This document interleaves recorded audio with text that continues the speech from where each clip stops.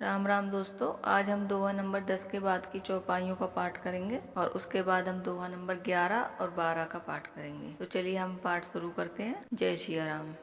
मणि माणिक और मोती की जैसी सुंदर छवि है, वह सांप, पर्वत और हाथी के मस्तक पर वैसी शोभा नहीं पाती। राजा के मुकुट और नवयुवती स्त्री के शरीर को शोभा पाकर ही ये सब अधिक शोभा को प्राप्त होते हैं। इसी तरह बुद्धिमान लोग कहते हैं कि सुकवि की कविता भी उत्पन्न और कहीं होती है और शोभा और कहीं पाती है। अर्थात कवि की वाणी से उत्पन्न हुई कविता वहाँ शोभा पाती है जहाँ उसका विचार, प्रचार तथा उसमें कथित आदर्श ग्रहण और अनुसरण होता है। कवि के स्मरण करते ही उसकी शक्ति के कारण सरस्वती जी ब्रह्मलोक को छोड़कर दौड़ी आती हैं। सरस्वती जी की दौड़े आने की वह थकावट रामचरित्र रूपी सरोवर में उन्हें नहलाए बिना दूसरे करोड़ों पापों से भी दूर नहीं होती। कवि और पंडित अपने हृदय में ऐसा विचार कर कलयुग के पापों को हरने वाले श्री हरि की यश का ही गान करते हैं। संसारी मनुष्यों का गुणगान करने से सरस्वती जी सुर धुनकर पछताने लगती हैं कि मैं क्यों इनके बुलाने पर आई।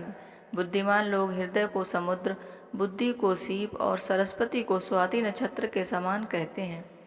इसमें यदि श्रेष्ठ विचार रूपी जल बरसता है तो मुक्तामणि के समान सुंदर कविता होती है।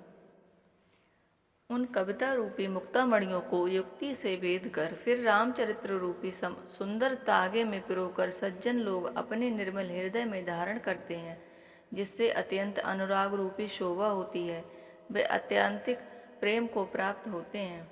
जो कराल कलयुग में जन्मे हैं, जिनकी करनी कौवे के समान है और वेश हंस का सा है, जो वेद मार्ग को छोड़कर कुमार्ग पर चलते हैं, जो कपटी मूर्ति और कलयुग के पापों के भाणे हैं, जो श्री राम जी के भक्त कहलाकर लोगों को ठगते हैं, जो धन, लोभ, क्रोध और काम के गुलाम हैं और जो धींगा धींगी करने वाले हैं, धर्मध्वजी, दम्भी और कपट के धंधों का बोझ करने वाले हैं।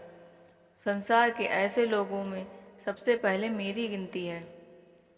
यदि मैं अपने सब अवगुणों को कहने लगूं तो कथा बहुत बढ़ जाएगी और मैं पार नहीं पाऊंगा। इससे मैंने बहुत कम अपने अवगुणों का वर्णन किया है। बुद्धिमान लोग थोड़े में ही समझ लेंगे।